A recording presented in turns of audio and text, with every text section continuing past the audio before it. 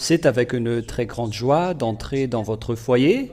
Nous sommes arrivés au moment de l'enseignement qui porte le numéro 14. Je suis ravi d'entrer dans votre foyer, l'ambassadeur de Yahushua, pour aujourd'hui. Nous sommes à l'enseignement numéro 14 et tout de suite nous allons remercier le Père Yava grâce à la parole que nous allons écouter ensemble, car nous allons voir le sujet de l'Ésaïe 66, versets 16-17, ainsi que les versets 22 et 24. Est-ce que cela veut dire que les autres nations doivent observer les 10 commandements? La réponse est très claire, que c'est non. Et c'est là qu'on va prouver, mais qu'est-ce qui est dit là-dedans? Je réitère mes salutations à vous tous. Je suis l'ambassadeur de Yahushua Ziadia qui entre dans votre foyer en ce moment. Et lors de ce moment-là, nous sommes à l'enseignement numéro 14. Et comme j'ai déjà dit tout à l'heure, nous allons parler du livre d'Ésaïe 66, versets 16-17, ainsi que Ésaïe 66, verset 22 jusqu'au verset 24. Est-ce que ces versets disent et confirment que les autres nations doivent observer les 10 commandements selon ce que certains enseignent déjà partout dans le monde? Ceux qui observent les 10 commandements, notamment les sabbatistes. Et nous allons lire donc la Sainte Écriture pour introduire l'explication. C'est dans Ésaïe 66. Nous allons lire au nom de Yahushua et je vous invite à lire la Sainte Écriture. Et vous, les techniciens, vous affichez directement sur l'écran lorsque l'image sera bien arrangée. Allons-y. Ésaïe 66, verset 16. Nous allons lire au nom de Yahushua. Car Yahva exerce le jugement par le feu et par son épée contre toute chair, et nombreux seront ceux que Yahva aura percés. Ici donc, Dieu va contrer toute chair et nombreux seront percés. Et qu'est-ce qui est dit ici? Ceux qui se sanctifient et se purifient pour aller dans les jardins, derrière celui qui se tient au milieu. Voilà donc l'image qui transporte la persécution.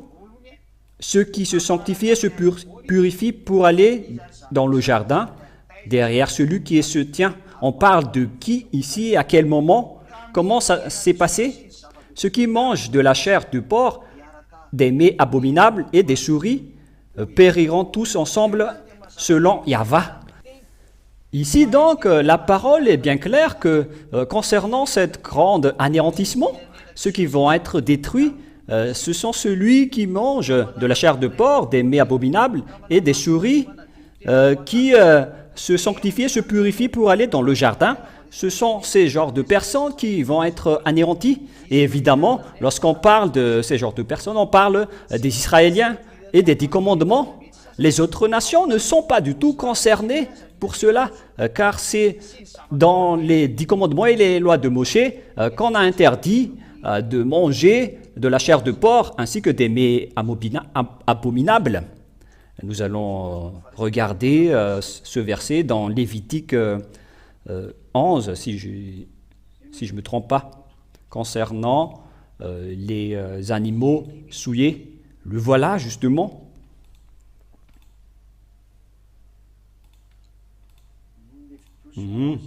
Lévitique 11, à partir du verset...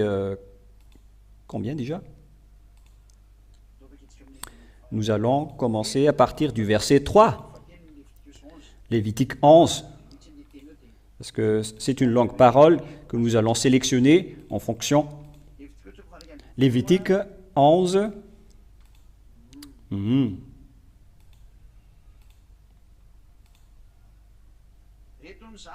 Voilà donc les animaux et les mets interdits qui ont des pieds fourchus depuis le verset 3.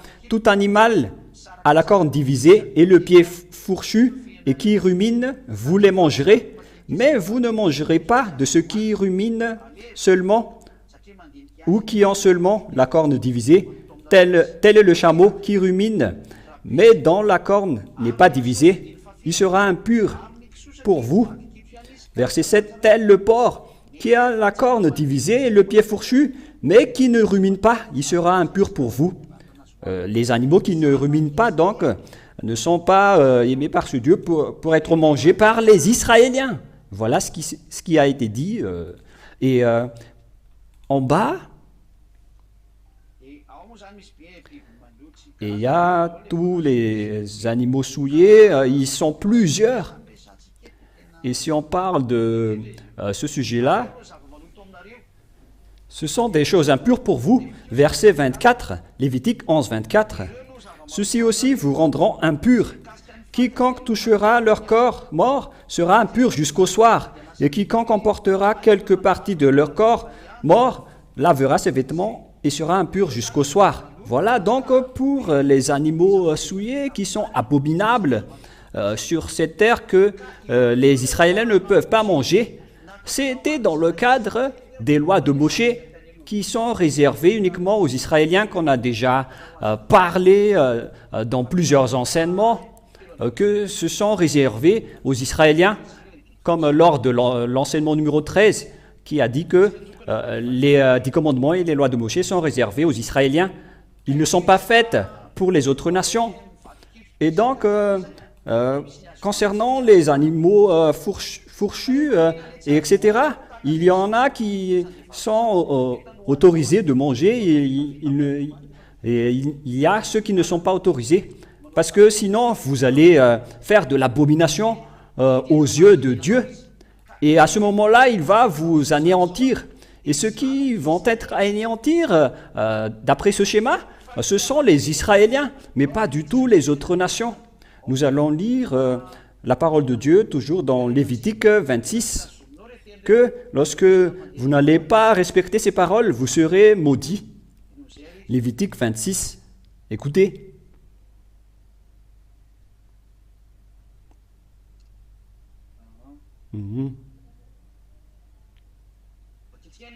Nous allons lire à partir du verset 3, Lévitique 26, 3. Si vous suivez mes lois, si vous suivez mes commandements et les mettez en pratique, j'enverrai vos pluies en leur saison. Voilà donc la bénédiction. Et au verset 13, où il est passé, c'est dans quel verset? Verset 14, excusez-moi. Voilà donc la malédiction pour ceux qui ne respectent pas la parole du Père Yahva, selon ce qui est dit. Mais si vous ne m'écoutez pas et ne mettez pas en pratique tous ces commandements, si vous méprisez mes lois, et si votre âme a en dégoût mes ordonnances pour ne pas pratiquer tous mes commandements et pour violer mon alliance. Verset 16, j'enverrai sur vous la terreur, la consomption et la fièvre qui font languir les yeux et défaillir l'âme. Vous sèmerez en vain votre sémence et vos ennemis la mangeront. Waouh! Regardez ce grand danger. Vous pouvez lire ce Lévitique chapitre 26 à partir du verset 13, 14 jusqu'à la fin. Dans le verset 24, à mon tour, je marcherai contre vous et je vous frapperai moi aussi 7 fois plus pour vos péchés. Je ferai venir contre vous l'épée vengeresse de mon alliance. Vous vous rassemblez de vos villes et j'enverrai la peste au milieu de vous. C'est un très grand danger jusqu'à la fin. C'est vraiment... Dieu va vous courir après le sabre, en guise de vengeance de votre trahison de mon alliance. Et nous allons relire Ésaïe 26. Nous allons lire Ésaïe 26 et Ésaïe 66 à partir de 16, 17. Voilà la parole. Puisqu'ils ont trahi les commandements de Dieu à l'époque-là, car Yahva exerce le jugement par le feu, par son épée. Et la chair qu'on parle ici, ce sont les autres nations ainsi que les Israéliens qui sont avec les 10 commandements. Ce sont donc les autres nations qui étaient déjà avec les Israéliens, car il y a toute une sorte de chair, d'autres personnes. Ce sont d'eux qu'on parle dans Ésaïe 56, versets 6 et 7, jusqu'au verset 8, je ne m'en souviens pas trop. Hein? Le verset 6 et 7. Et là, par le feu et son épée, Yahva va vous contrer toute chair. Toutes les chairs avec les Israéliens ont été punis, et nombreux seront ceux que Yahva aura percés. Donc, ceux qui ont été concernés sur ce sujet, ce sont pour les Israéliens, ainsi que les autres nations qui ont respecté les 10 commandements à l'époque des Israéliens. Les Français, les Anglais, les Tanzaniens, les Sénégalais, les Brésiliens, je ne sais plus, ne sont pas du tout concernés. Ils ne sont pas concernés. Et allons-y. Ceux qui se sanctifient et purifient pour aller dans le jardin, derrière celui qui se tient au milieu. Mais on parle de qui ici également? Et nous allons le prouver dans le livre d'Ézéchiel que on parle toujours des Israéliens. C'est dans Ézéchiel chapitre 9, à partir du verset, ce qu'on va sélectionner. Peut-être à partir du verset 7.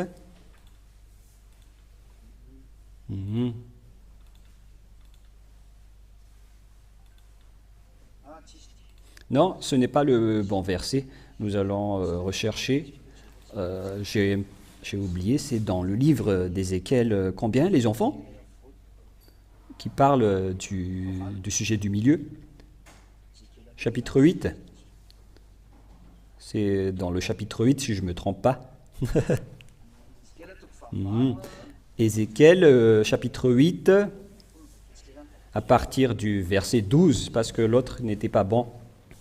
C'est Ézéchiel 8.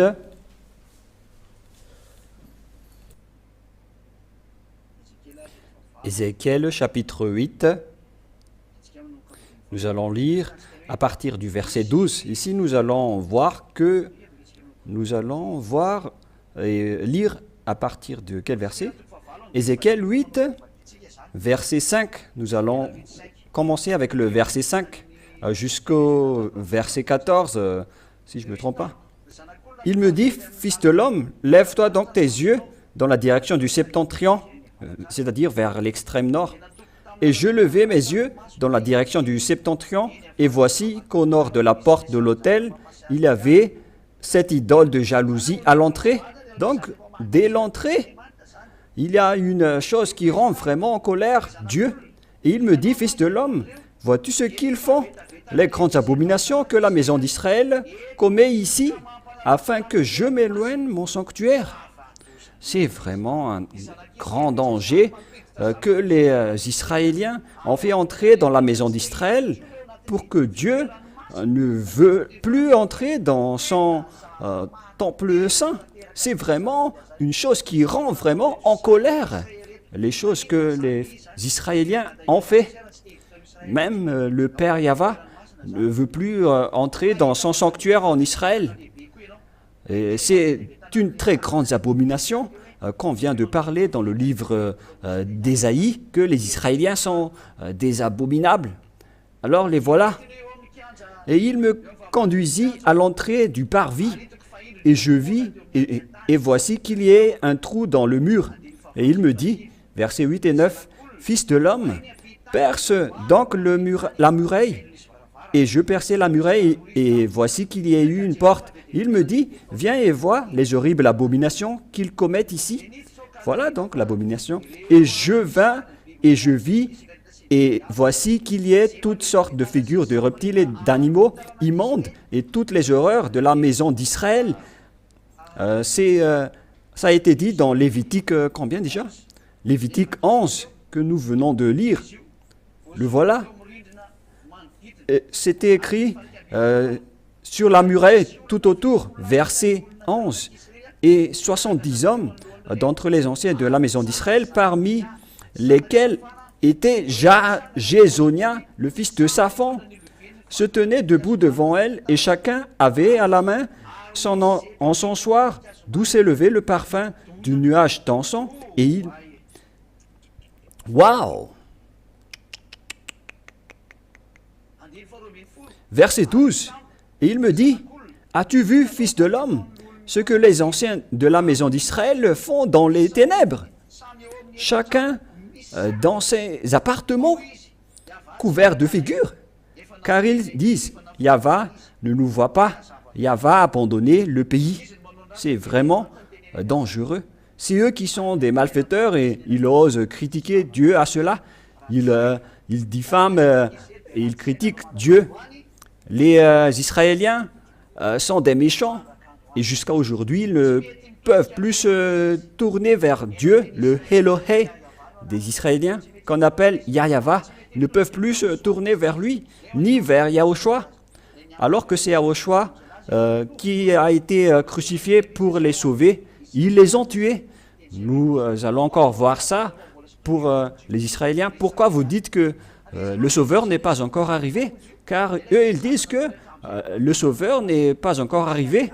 Donc, ils ont continué ce qu'ils ont fait auparavant. Zadia est arrivé pour prouver que le Sauveur que vous attendez est déjà arrivé. C'était déjà dit avec Élie ou Élia, mais c'est vous qui n'avez pas écouté. Mais c'était triste. Mais nous allons voir la parole de Dieu concernant cette vérité. Il y a donc celui qui est au milieu. Verset 11.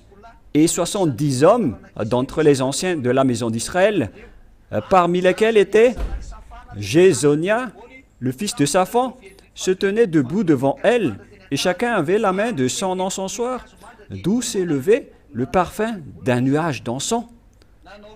Ça a été évoqué vers le diable. Ils ont fait de l'idolâtrie.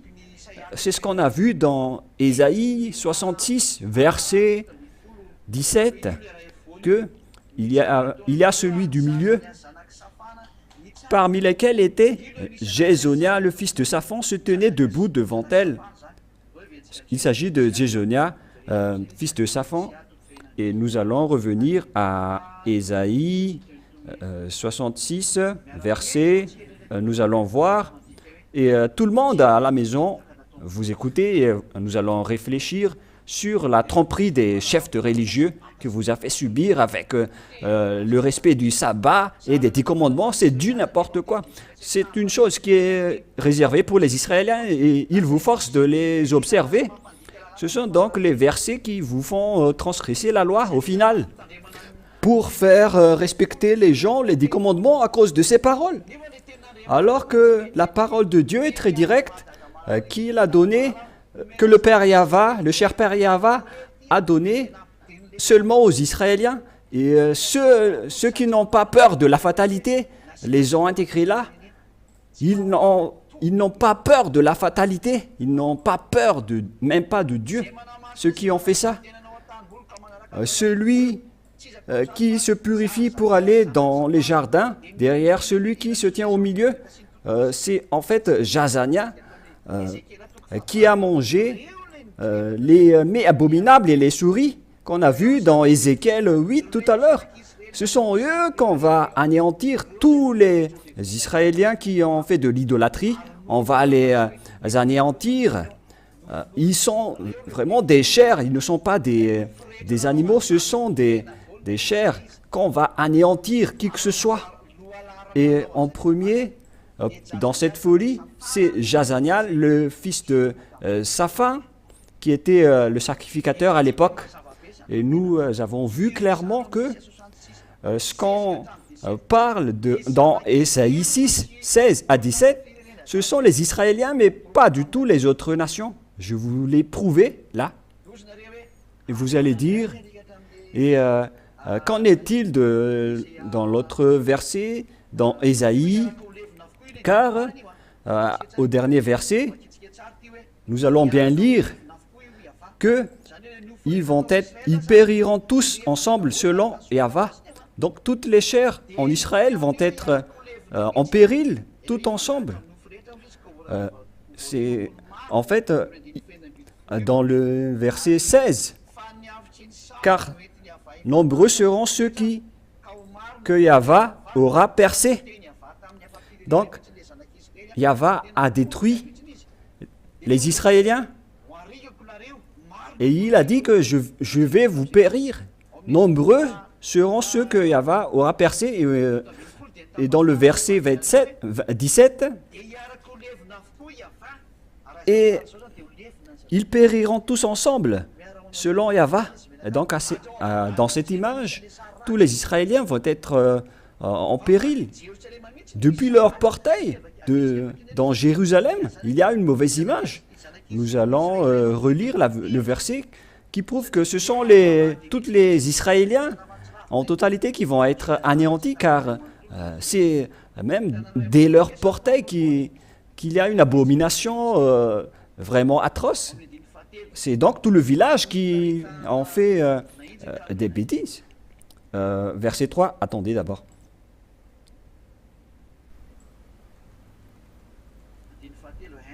Verset 3, hein? Et il entendit une forme de main, et il me saisit par mes boucles de mes cheveux, et l'esprit m'enleva entre la terre et le ciel, et il me l'emmena au Jérusalem, en des visions divines, à l'entrée de la porte intérieure qui regarde au septentrion. Donc on a fait voir à Jérusalem ce qui se passe au Jérusalem depuis le portail qui regarde au septentrion, où était placée l'idole de la jalousie, qui provoque la jalousie. Et voici que là était la gloire de Dieu d'Israël, selon l'aspect que j'avais vu dans la plaine. Il me dit, fils de l'homme, lève-toi donc tes yeux dans la direction du septentrion.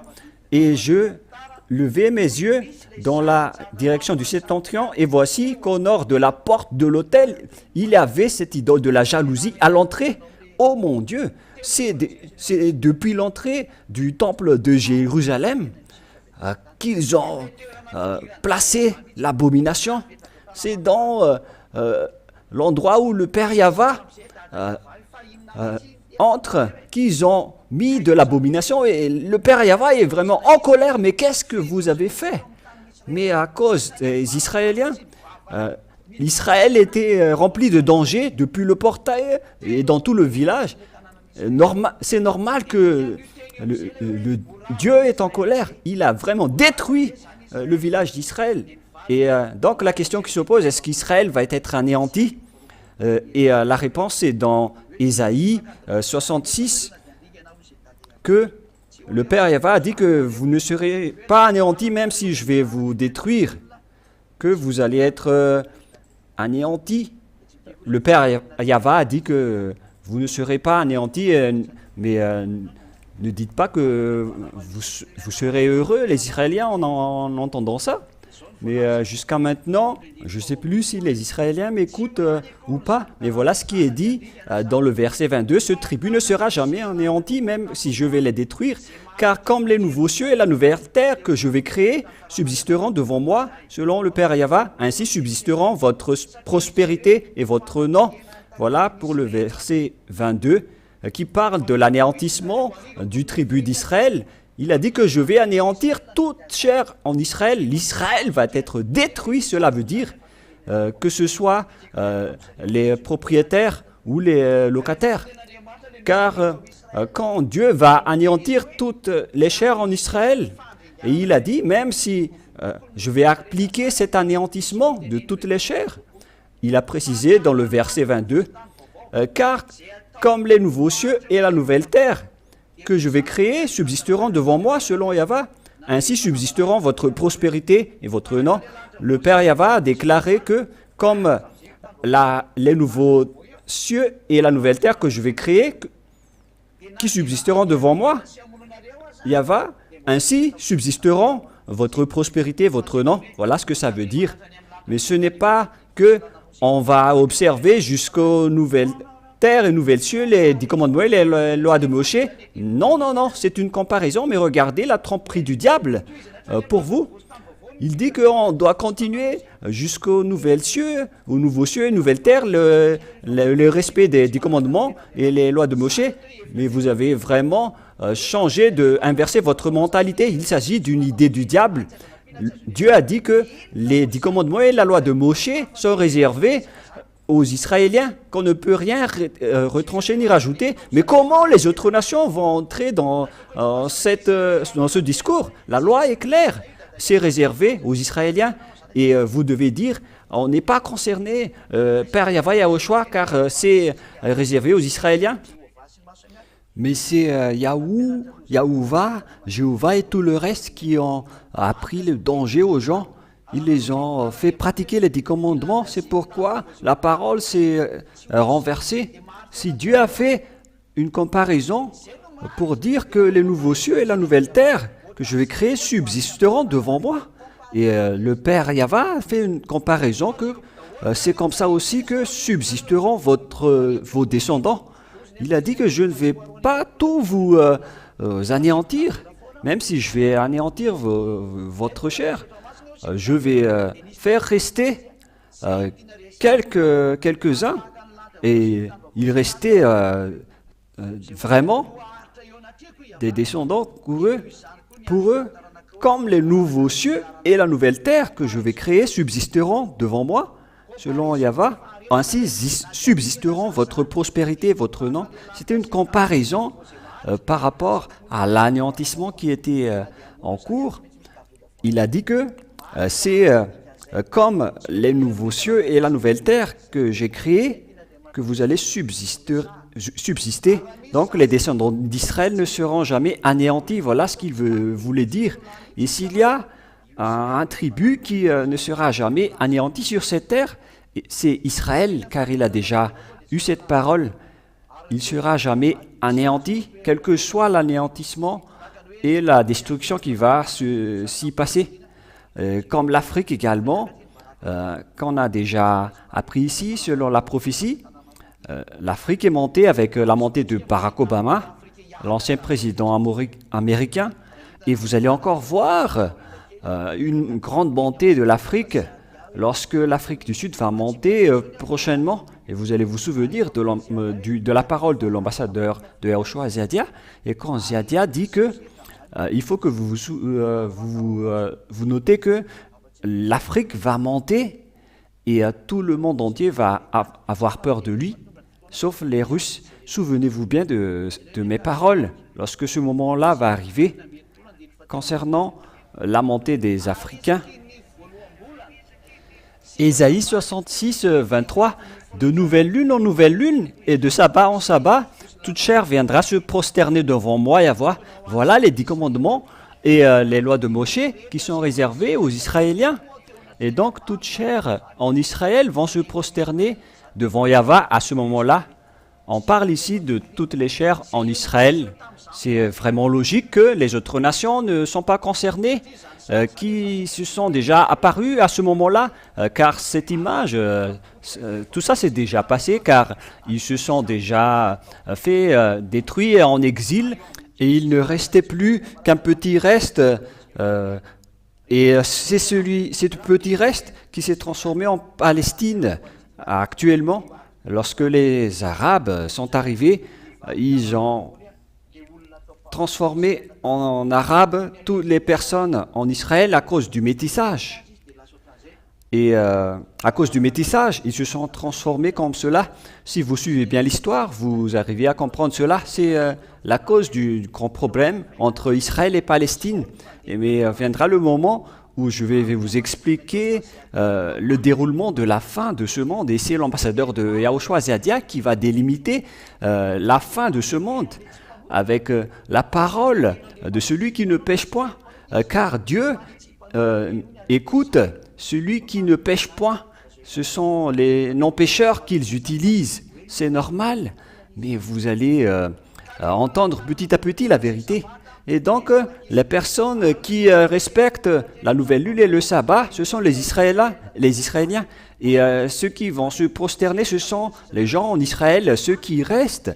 Car il y a ceux qui sont restés. Et verset 24, « Et quand ils sortiront, ils verront les cadavres des hommes qui se sont révoltés contre moi, comme...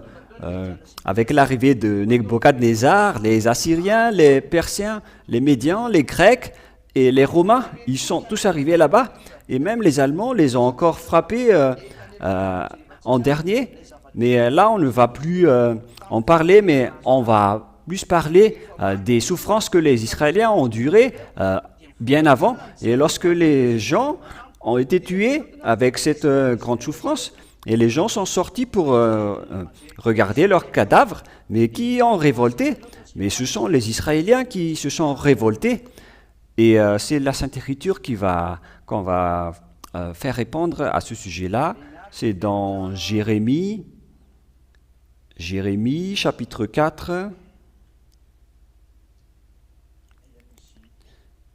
Il est passé où, ce verset, qui parle des Israéliens qui ont fait des révoltes?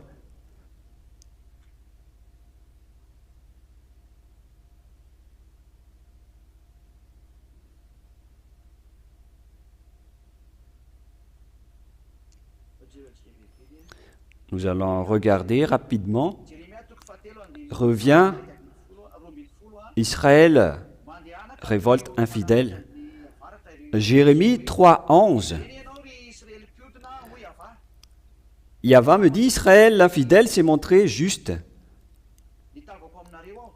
Reviens, Israël, selon Yahva, je ne veux pas vous montrer un visage sévère, car je suis miséricordieux.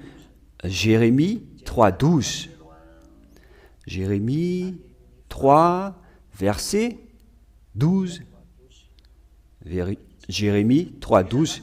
Nous allons lire la parole de Dieu à ce sujet. Qui est le révoltant infidèle? Jérémie 3:12. Va, écrit ces paroles du côté du septentrion et dit, reviens, infidèle Israël, selon Yahva. Donc, le révoltant infidèle, ce sont les Israéliens, lorsqu'ils ont regardé les cadavres des révoltants. Donc, vous ne pouvez pas contester cette parole pour vous qui me suivez en ce moment. Et nous allons revenir à Ésaïe 66, et dans la dernière partie. Et quand ils sortiront, Ésaïe 66, 24, ils verront les cadavres des hommes qui se sont révoltés contre moi, car leur ver ne mourra pas et leur feu ne s'éteindra point. Où est-ce que on va trouver le terme de ver qui veut démontrer l'enfer? C'est dans Ésaïe 14, nous allons voir. Ésaïe 14, à partir du verset 8, verset 9, nous allons lire. À partir du verset 9, Ésaïe 9, Ésaïe 14, 9, qui parle des vers et des asticots. Le Séol, dans ses profondeurs, s'émut à ton sujet pour venir à ta rencontre. On parle du Séol dans les profondeurs. Il réveille pour toi les ombres, tous les monarques de la terre. Il faut donc réveiller tous les ombres, car on parle de l'endroit de l'enfer. Il fait lever tous leurs trônes, tous les rois des nations. Verset 10. Attendez. Voilà vraiment. On fait voir ici que ils font trébucher tous les rois des nations. Écoutez, pour vous les malfaiteurs, voilà la finalité de votre vie. C'est un dangereux. Tous, ils prennent la parole pour te dire, toi aussi, tu es déchu comme nous, et te voilà semblable à nous. Verset 11. Ton faste est descendu au Sheol avec le son de tes harpes. Sur toi sont répandus des vers et la vermine est ta couverture. C'est dangereux. Ça parle du sujet de l'enfer. Nous allons également regarder cette parole de Dieu. Nous allons lire la parole de Dieu dans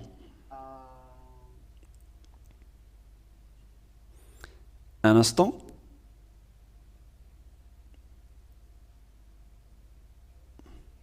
Dans le livre de... qui déjà? Dans le livre de Marc 9. Marc 9, verset 46. Marc 9, 46. rajouté, là où leur ver ne meurt point, et là où le feu ne s'éteint point. Mais on parle de l'enfer, les enfants, vous qui m'écoutez. Et on va lire également le verset 48, Marc 9, 27. Là où le ver ne meurt point et où le feu ne s'éteint point. La parole revient ici, donc réfléchissez chacun, car sinon vous irez en enfer, vous les malfaiteurs, envers ce vrai Dieu. Et donc ça c'est déjà passé, mais aujourd'hui, le fait d'aller en enfer, nous allons lire à partir du verset 47. On parle de l'endroit de l'enfer, Marc 9, 47. Nous allons lire. Et si ton œil est pour toi une occasion de chute, arrache-le. Vaut mieux pour toi d'entrer avec un seul œil dans le royaume de Dieu que d'être jeté, ayant deux yeux, dans la gaine du feu. Là où leur ver ne meurt point et où le feu ne s'éteint point. Et donc, quand les Israéliens ont été anéantis par le Père Yahva, à cause du non-respect des 10 commandements, le Père Yahva les a envoyés en enfer, car ils ont dénigré Dieu. Mais c'était à l'époque des 10 commandements. Mais si c'est à cette époque de Yahushua, qu'on vous a dit que les 10 commandements et la loi de Moshe ne sont pas réservés aux autres nations, ce sont réservés aux Israéliens. Si vous n'écoutez pas la parole de Yahushua, pour que vous ne péchiez point, alors préparez-vous. Après votre mort, vous serez jetés en enfer et vous dormirez avec les vers et les vermines. Vous allez habiter dans le tombeau avec les vers et les vermines, mais votre âme, par contre, va souffrir en enfer. La parole se termine. Je vous souhaite le meilleur avec cette parole pour votre prise de décision pour suivre Yahushua. Prenez une décision pour suivre Yahushua, pour vous qui m'écoutez. C'est le moment de sauver votre âme. Ce sont ces paroles qui vous ont enchaîné pour que vous soyez bloqués avec ce danger, avec les 10 commandements et les lois de Moshe. Je vous ai expliqué avec détail. À vous de réfléchir et de prendre une décision. Soit vous irez dans ce feu qui ne s'éteint point avec les vers et les vermines, c'est-à-dire en enfer. Vous allez souffrir dans ce feu qui ne s'éteint point. Soit vous choisissez d'aller là-bas si vous restez dans les 10 commandements que vous aimez tant, car vous devenez un transgresseur de la loi. Car on vous a déjà appris que les 10 commandements et les lois de Moshe ne sont pas faits pour les autres nations, mais pour les autres nations, ce sont les lois de Yahushua qui sont faites pour eux dans le cadre de la nouvelle alliance. On vous a donné la nouvelle alliance, alors suivez-la. Il y a des lois et des commandements là-dedans. Et par exemple, la loi stipule qu'il faut quitter les 10 commandements parce que ce ne sont pas réservés pour vous. C'est bien clair cette parole. Si la Sainte Écriture vous l'interdit, alors ne cherchez pas de moyens pour vous accrocher parce que c'est vraiment un grand danger que vous faites. Vous provoquez la guerre à ce vrai Dieu qui vous a déjà interdit. Vous êtes en train de provoquer la guerre avec lui. Ne faites plus cela car c'est de la folie. La parole se termine. Je vous souhaite être béni par Yahushua. Et avant de prier, la sagesse, c'est qu'il faut que vous preniez la décision et venez pour être baptisé maintenant. Ne cherchez plus d'idées pour contester. Ce n'est plus convenable. Tous les hommes, tout le monde ont déjà respecté les 10 commandements, mais ce n'est pas une solution. Et pour les Israéliens, on les a donné les 10 commandements. Mais ce n'est pas encore fait pour eux. Et pour la prochaine enseignement, pour les Israéliens, est-ce que vous osez dire que le Sauveur n'existe pas? Vous dites que le Sauveur n'existe pas, mais à quel moment vous pensez que le Sauveur va arriver? Ce sera lors de notre prochain enseignement. Je vous souhaite être béni par Yahushua. Mais moi, je vous dis, le Sauveur est déjà arrivé. Il s'appelle Yahushua. Allons-y pour le suivre. Ziadia appelle toutes les autres nations, les Français, les Anglais, les Américains, les Brésiliens, les Sénégalais, les Indiens ou les Argentins.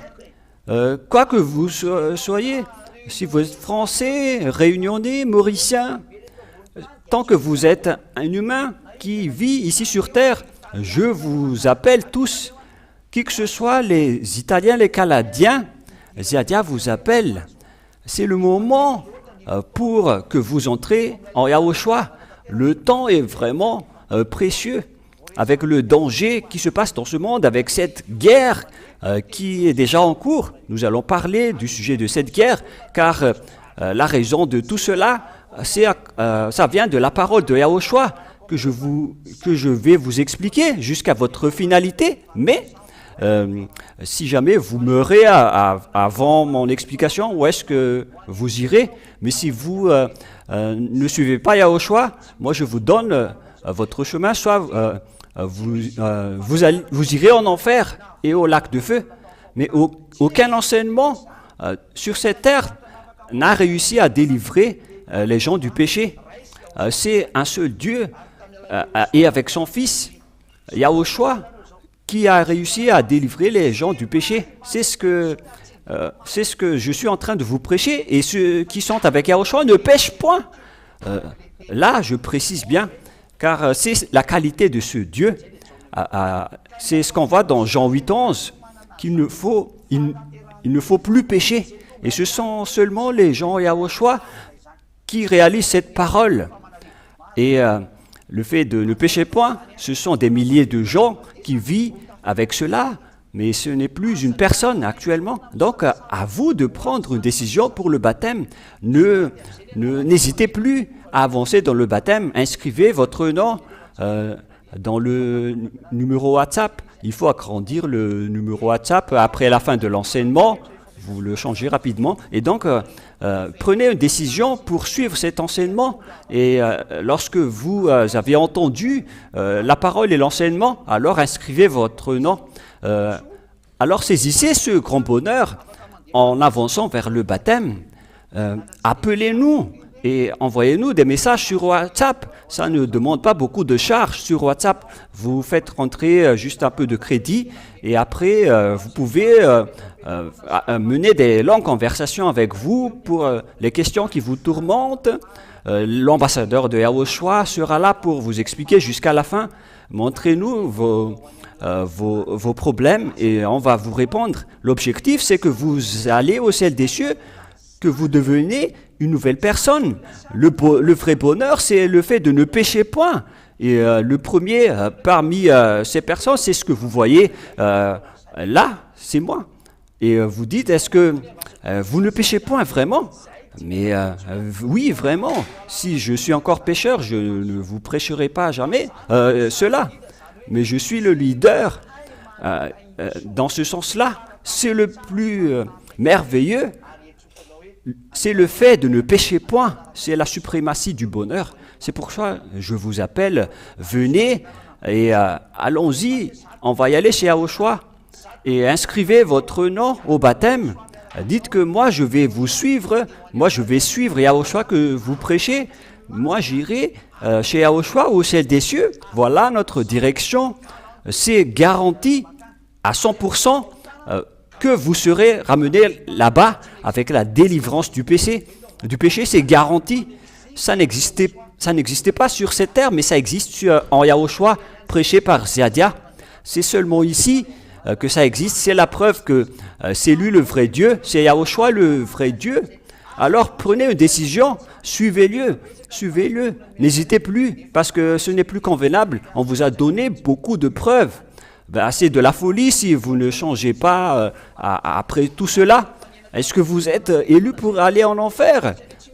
Que vous n'écoutez pas cette parole? C'est depuis très longtemps qu'on vous a dit que ce système n'est pas bon pour vous. Vous connaissez bien que les pécheurs iront en enfer. Est-ce que vous n'êtes pas encore conscient? C'est le moment de la réflexion, alors soyez conscients car on entre dans la finalité de l'histoire de cette terre. Donc l'ambassadeur de Yahushua à Ziadia vous souhaite le meilleur pour que vous soyez bien arrivés en Yahushua, surtout vous qui êtes à l'international, vous qui écoutez les enseignements dans le panier YouTube Yahushua TV. C'est le panier pour que vous visionnez les enseignements, suivez les enseignements, regardez les enseignements. Et après avoir vu cet enseignement, souvenez-vous que c'est l'enseignement qui rend les gens non pécheurs pour qu'ils ne pêchent point. Voilà Yahushua qui est le vrai Dieu, qui a vraiment été crucifié. Alors, choix à vous le choix de le suivre. Si vous le suivez, tant mieux. Si vous ne le suivez pas, alors vous irez en enfer. Et si vous dites que je n'ai pas peur, alors n'allez plus chez le médecin. Mais si vous avez encore peur de mourir, moi je précise bien, c'est pas votre corps qui n'a pas peur de mourir, mais c'est votre âme qui a peur d'aller en enfer. Et c'est pourquoi il a peur. Mais ici en Yahushua, personne n'a peur de mourir, mais c'est juste triste d'être malade. Mais parce que ça doit toujours exister. Mais moi, je n'ai pas dit qu'on ne doit plus souffrir ou être malade. Hein. Moi, j'ai dit qu'on ne pêche point. Et lorsque vous arrivez en Yahushua, il va savoir ce qui est mieux pour vous aider. Il faut que vous ayez comme objectif son royaume et la vie éternelle d'abord. Et après, il va vous aider. Voilà l'objectif pour vous. Et voilà donc la fin de la parole de Ziadia. Je vous souhaite d'être bénis par Yahushua. Et à notre prochain enseignement, nous allons prier ensemble. Cher Père Yava, merci beaucoup pour l'enseignement et les explications. J'espère que les gens vont bien comprendre l'enseignement. Tu m'as vraiment aidé pour que les gens comprennent cette parole qui est très directe et très propre, sans virage. La parole est vraiment propre et vraiment claire. Père Yava, sauve les autres nations, car tu m'as envoyé parmi eux pour sauver les autres nations jusqu'à ce que l'effectif des gentils soit au complet. Père Yava, pour ta gloire, sauve les gens. Touche leur cœur et leur raison pour qu'ils demandent pardon et seront guéris pour se rapprocher de ce vrai enseignement.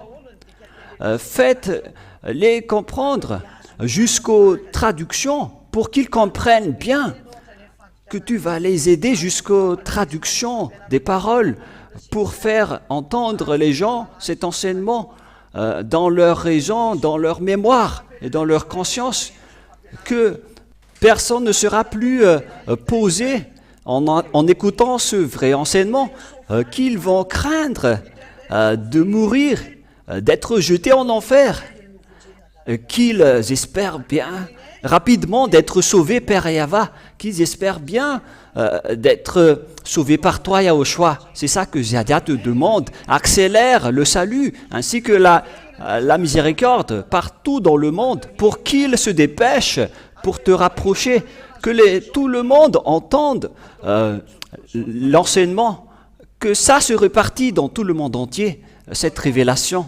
Père Yava et Yahushua, à vous deux la gloire éternelle.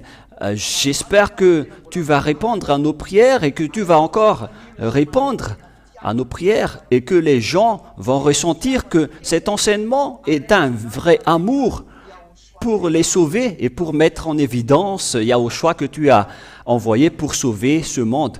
Père Yava, montre-nous ta gloire à travers cette parole. Envoie tes Saint-Esprits pour sauver les gens, pour qu'ils se tournent et pour qu'ils reviennent vers toi, Père Yava. Au nom de toi, Yahushua, je fais toutes ces prières. Alléluia. Amen. Et donc, je vous souhaite d'être bénis par Yahushua et à notre prochain enseignement. Au revoir.